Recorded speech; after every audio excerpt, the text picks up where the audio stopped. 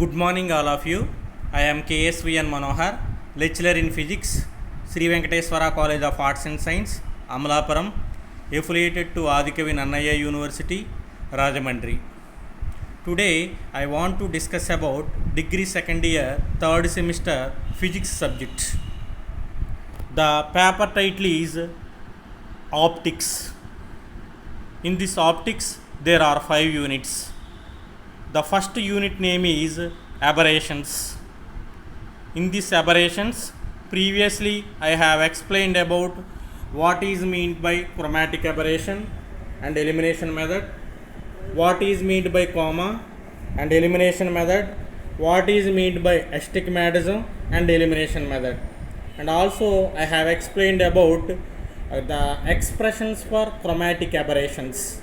Right now the present concept is explain spherical aberration and derive its condition for minimization of spherical aberration. Explain about spherical aberration and derive the condition for minimization of spherical aberration. అంటే గోళీయ విపదనాన్ని వివరించి ఆ గోళీయ విపదనాన్ని తగ్గించడానికి నిబంధన ఏదైతే ఉందో దానికి సమీకరణాన్ని రాబట్టండి అని ఎస్ఐ క్వశ్చన్గా మ్యాక్సిమం నెంబర్ ఆఫ్ పేపర్స్లో అడగటం జరిగింది. So very important question.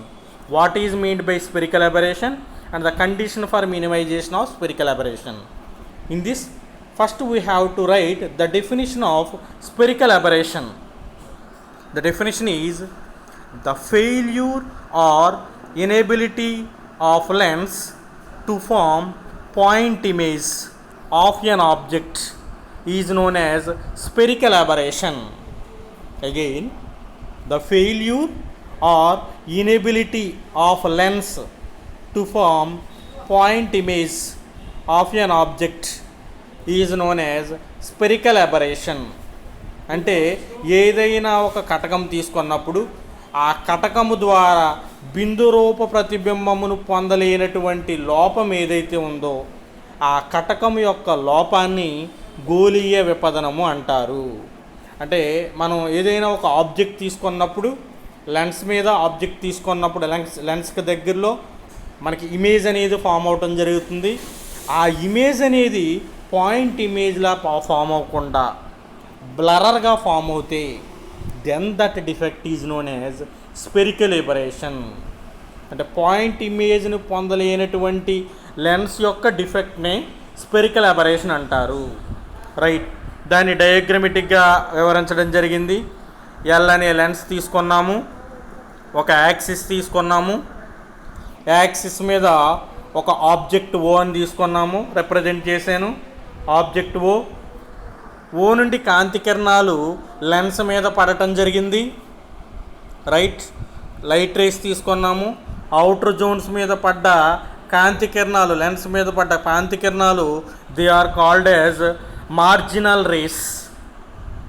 అంటే కటకం యొక్క బాహ్యంగా పడ్డటువంటి ఆపోజిట్గా ఉన్నటువంటి కాంతి కిరణాల యొక్క ఇమేజ్ అనేది ఒక పాయింట్ దగ్గర కాన్సన్ట్రేట్ అయి ఉంటుంది. So they are called, that rays are called marginal rays. బాహ్యంగా పడ్డటువంటి కాంతి కిరణాలను మార్జినల్ రేస్ అంటారు, ఉపాంత కిరణాలు అంటాము. The marginal rays will be focused nearer to the lens and ఇంటర్నల్గా పడ్డటువంటి కాంతి కిరణాలు అంటే కటకానికి లోపల పడ్డటువంటి కాంతి కిరణాలు they will be focused far away from the lens. They are called paraxial rays. దాన్ని ఉపాక్షీయ కిరణాలు అంటాము. That paraxial rays will be focused at point IP. Right, అంటే ఐఎం వద్ద ఒక ప్రతిబింబము, ఐపీ వద్ద ఒక ప్రతిబింబము ఏర్పడుతుంది. లెన్స్ నుంచి మార్జినల్ రేస్ యొక్క ప్రతిబింబానికి ఉన్నటువంటి దూరాన్ని విఎం అన్నాను కింద రిప్రజెంట్ చేసిన యారో మార్కులో. అదేవిధంగా లెన్స్ నుంచి పారాక్సియల్ రేస్కు ఉన్నటువంటి దూరాన్ని విపి అన్నాను. It was represented in the diagram. Right, coming to the first para. The light rays emitted from the object O will be incident on lens. The lens can be supposed to be divided into large number of circular zones. The light rays incident on the outer zones are called marginal rays, marginal zones. They suffer greater deviation and comes to focus image at point im which is close to lens. అదే అంటే ఏదైనా ఒక object నుంచి వచ్చేటువంటి కాంతి కిరణాలు lens మీద పడినప్పుడు lens యొక్క బాహ్య తలాల మీద పడితే వాటిని మార్జినల్ జోన్స్ అంటారు. ఆ మార్జినల్ జోన్స్ మీద పడ్డటువంటి కాంతి కిరణాలు ఆ లెన్స్కి చాలా దగ్గరగా ఫోకస్ అవుతుంది ఇమేజ్ అన్నది. ఎందువల్లంటే అక్కడ ఆ కాంతి కిరణాలు they will suffers greater deviation, ఎక్కువగా వక్రీభవనం చెందుతాయి, గ్రేటర్ డీవియేషన్ చెందుతాయి. అందుకే కటకానికి దగ్గరగా ఇమేజ్ అనేది ఐఎం వద్ద ఫోకస్ అవుతుంది. Right, coming to the second para. The light rays incident on the inner zones are called paraxial zones. They suffer a small deviation and comes to focus image at point IP which is far distance from the lens. Thus the image is not sharp at any point on the lens and looks like a circular disc at AB. It is called circle of least confusion. This defect is called spherical aberration. అంటే చెప్పాం కటకానికి లోపల పడ్డటువంటి కాంతి కిరణాలు, అంతరంగా పడ్డటువంటి కాంతి కిరణాలను ఉపాక్షీయ కిరణాలు అన్నాము. అవి తక్కువగా డీవియేషన్ చెందడం వల్ల, తక్కువగా వక్రీభవనం చెందడం వల్ల ఎక్కువ దూరం ప్రయాణించి చాలా దూరానుగా అంటే కటకానికి చాలా దూరంగా దాని యొక్క ఇమేజ్ అనేది ఐపీ అనే బిందువు వద్ద ఫోకస్ అవుతుంది.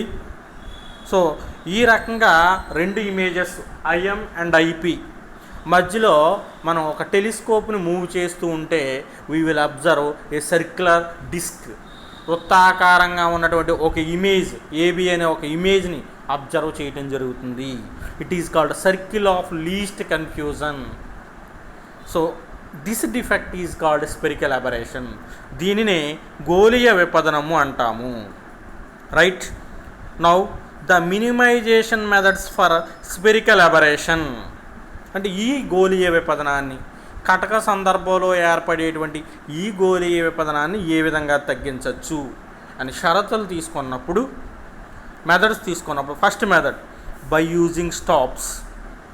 Either marginal or paraxial rays are allowed and a point image can be obtained. In this method, the intensity of final image is very small. అంటే అడ్డకాలను ఉపయోగించి ఇక్కడ మనకి ఈ గోళీయ విపదనాన్ని తగ్గించవచ్చు. ఏ రకంగా అంటే లెన్స్కి ఆబ్జెక్ట్కి మధ్య ఈ స్టాప్స్ను ఉంచడం వల్ల, అడ్డకాలను ఉంచడం వల్ల ఉపాంత కిరణాలు మరియు ఉపాక్షీయ కిరణాలు ఏదో ఒకదానిని మాత్రమే కటకం మీద పడేటట్లు చేసి ఇమేజ్ ఫామ్ అయ్యేలాగా చేసి అంటే పాయింట్ ఇమేజ్ను పొందే విధంగా చేయవచ్చు. సో ఈ రకంగా మనకి ఇక్కడ స్టాప్స్ను ఉపయోగించి we will eliminate spherical aberration. The second condition is by selecting the suitable combination of convex and concave lens, spherical aberration can be removed. అంటే కుంభాకార మరియు పుటాకార కటకాల యొక్క అరేంజ్మెంట్ సూటబుల్గా అరేంజ్ చేసి వాటి యొక్క అరేంజ్మెంట్ అమరికను స్పష్టంగా అరేంజ్ చేసుకుని ఇక్కడ ఈ గోళీయ విపదనాన్ని కూడా తగ్గించవచ్చు. అంటే వాటి మధ్య దూరాన్ని కానివ్వండి, ఒకదానితో ఒకటి తాకేటట్లు కానివ్వండి, కాన్వెక్స్ కాన్కేవ్ లెన్స్ని అరేంజ్ చేసుకుని ఇక్కడ స్పెరికల్ అబరేషన్ రిమూవ్ చేయొచ్చు. And third condition by using plano convex lens spherical aberration can be removed. అంటే సమతల కుంభాకార కటకము తీసుకుని గోళీయ విపదనాన్ని తగ్గించవచ్చు. అంటే ఏ రకంగా ఉంటుంది అంటే కటకము వన్ సైడ్నెస్ ఏమో ప్లేన్ అండ్ వన్ సైడ్నెస్ ఏమో convex. It is called plano convex lens, సమతల కుంభాకార. ఆ రకమైనటువంటి కటకాన్ని ఉపయోగించి గోళీయ విపదనాన్ని తగ్గించవచ్చు. And the last condition by using shape factor, beta value. ఆ బీటా విలువను ఉపయోగించి స్పెరికల్ అబరేషన్ తగ్గించవచ్చు. షేప్ ఫ్యాక్టర్ని ఆకృతి విలువ అంటాము. దీన్ని ఏ రకంగా పొందుతాము అంటే కటకం సందర్భంలో it has two curvatures. One సైడ్నెస్ is radius of curvature R1, second side radius of curvature R2. So దాని యొక్క రేషియో ఏదైతే ఉందో it is called shape factor. Beta is equal to R1/R2 is equal to, formula is in terms of refractive index mu into 2mu minus 1 minus 4 by mu into 2mu plus 1, where beta is called shape factor. ఆ shape factor విలువ -1/6 ఎప్పుడు వస్తుంది అంటే mu విలువ 1.5 తీసుకున్నప్పుడు. Shape factor value is 1/6.5 and mu is equal to 1.6. Shape factor value is 0 and mu value is 1.686. బాగా ఎక్కువగా తీసుకున్నప్పుడు refractive index shape factor value అనేది 0 అవుతుంది. These are the minimisation conditions for spherical aberration. ఇందులో భాగంగానే spherical aberration తగ్గించడానికి షరతు రాబట్టండి, condition ఏంటి, దాని డెరివేషన్ రాబట్టండి అని ఎస్ఏ క్వశ్చన్లో భాగంగా అడగటం జరుగుతుంది. అంటే కండిషన్, 2 లెన్స్ తీసుకున్నప్పుడు L1 L2 అనే లెన్సులు, ఆ 2 లెన్సులు ఎంత దూరంలో నువ్వు అమరిస్తే ఆ గోళీయ విభజనాన్ని తగ్గించవచ్చు, అంటే ఆ ఆబ్జెక్ట్ యొక్క ఇమేజ్ని, పాయింట్ ఇమేజ్ని పొందొచ్చు అని చెప్పడానికి ఇక్కడ డయాగ్రమెటిక్ ఎక్స్ప్లెనేషన్ తీసుకున్నప్పుడు we have to take 2 plano convex lens. 2 plano convex లెన్సులు తీసుకున్నాము. ఆ 2 ప్లేనో కాన్వెక్స్ లెన్సులు ఒకే యాక్సిస్ మీద తీసుకున్నాము. They are arranged coaxially. Lens L1, lens L2, right. ఇక్కడ ఒక కాంతి కిరణం AB అనే కాంతి కిరణము లెన్స్ L1 మీద పడింది అట్ ఏ హైట్ H1. డయాగ్రామ్లో ఎక్స్ప్లెయిన్ చేసాం. AB అనే ఒక కాంతి కిరణము L1 అనే కటకం మీద పతనం చెందింది విత్ ఏ హైట్ H1. యాక్చువల్గా కాంతి కిరణము నేను డాటెడ్ లైన్స్ పెట్టిన మాదిరిగా వెళ్ళాలి. ఇక్కడ కాన్వెక్స్ లెన్స్ L1 లేని సందర్భంలో కాన్వెక్స్ లెన్స్ L1 ఉండడం వల్ల it will be refracted from B to C. కాంతి కిరణము B నుంచి Cకి వక్రీభవనం చెందింది, రైట్. ఇక్కడ రీఫ్రాక్టెడ్ యాంగిల్ Δ1. రీఫ్రాక్షన్ చెందిన కాంతి కిరణము L2 మీద C అనే పాయింట్ వద్ద పతనం చెందింది with A height H2. It is represented in diagram, right. ఆ C దగ్గర నుంచి కాంతి కిరణము లెన్స్ L2 లేనప్పుడు డాటెడ్ లైన్స్ మాదిరిగా వెళ్ళాలి. కానీ లెన్స్ L2 ఉండడం వల్ల it will be refracted from C to I1. C to I2కి వెళ్ళవలసింది C to I1కి రీఫ్రాక్షన్ చెందింది with a refracted angle Δ2, right. డయాగ్రామ్లో 2 లెన్సుల మధ్య దూరం Xగా తీసుకున్నాను, small x, right. Coming to the explanation, consider 2 plano convex lens L1 and L2 చెప్పుకున్నాం. పైన తీసుకున్నాం. 2 సమతల కుంభాకార కటకాలు తీసుకున్నాము. వాటి యొక్క focal lens having focal lens F1 and F2. వాటి యొక్క నాభ్యంతరాలు F1 F2 అనుకున్నాను. దే ఆర్ అరేంజ్డ్ కోయాక్సియల్లీ, ఒకే అక్షం మీద అమర్చాము. Such that their curved surfaces are faced to the object. వాటిని ఏ రకంగా అమర్చాలి అంటే ఎక్కడైతే వక్రతలం ఉందో ఆ వక్రతలమును ఆబ్జెక్ట్ సైడ్ ఫేస్ వచ్చేలాగా చేయాలి. Let x be the distance between the 2 lenses. 2 కటకాల మధ్య దూరం x అని చెప్పుకున్నాము, right. Now A ray of light AB is incident on the lens L1 of an object strikes the lens at a height H1. H1 ఎత్తులో ఆ కాంతి కిరణము పతనం చెందింది lens మీద. In the absence of lens the image is focused at point I1. ఇక్కడ lens లేనప్పుడు ఆ image అనేది I1 దగ్గర ఫోకస్ అయి ఉండాలి, రైట్. కానీ లెన్స్ అనేది ఉండడం వల్ల due to deviation produced by the lens is delta is equal to H/F. యాక్చువల్గా deviation produced by the lens formula ఏంటంటే H/F, height by focal length.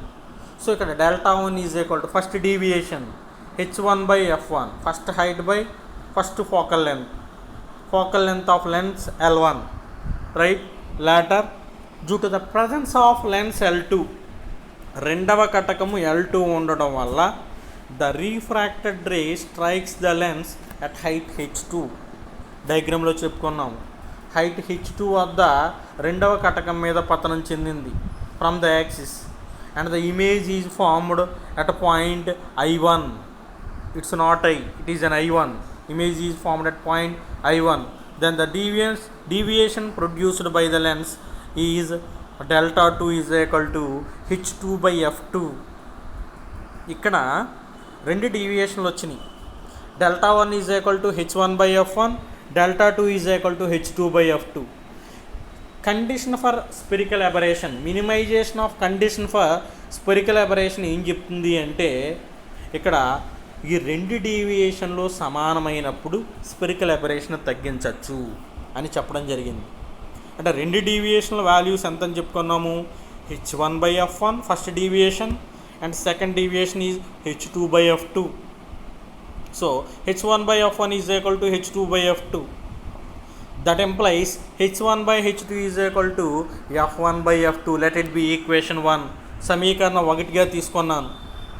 Right, from triangles, two triangles డయాగ్రామ్లో చూడండి, BL1I1 CL2I2. So diagram దగ్గరికి వెళ్తున్నాము. So BL1I1 ఒక triangle, తర్వాత CL2I2 second triangle. So రెండు triangle తీసుకున్నాము. ఆ రెండు ట్రయాంగిల్ సిమిలర్ ట్రయాంగిల్స్, స్వరూప త్రిభుజాలు. According to the properties of similar triangles, స్వరూప త్రిభుజాల యొక్క ధర్మాల నుండి ఇక్కడ కండిషన్ రాసాము. BL1 బై CL2 అంటే మనం డయాగ్రామ్ తీసుకున్నప్పుడు BL1 చూడండి, it is height h1, BL1 by CL2 it is height h2. హైట్లు తీసుకున్నాము, హైట్ల యొక్క రేషియో రాసాము. BL1 by CL2 is equal to హైట్ల యొక్క ratio is equal to L1I1 by L2I1. So డయాగ్రామ్కి వెళ్ళినప్పుడు L1I1 చూసినప్పుడు, so L1I1 value is, so L1I1 అంటే it is along horizontal line L1I1 and L2I2 bases, ఆ triangles యొక్క bases height by height is equal to base by base. So L1I1 by L2I2. So heights ratio తీసుకున్నాము, is equal to bases యొక్క ratio రాసాము from the properties of similar triangles.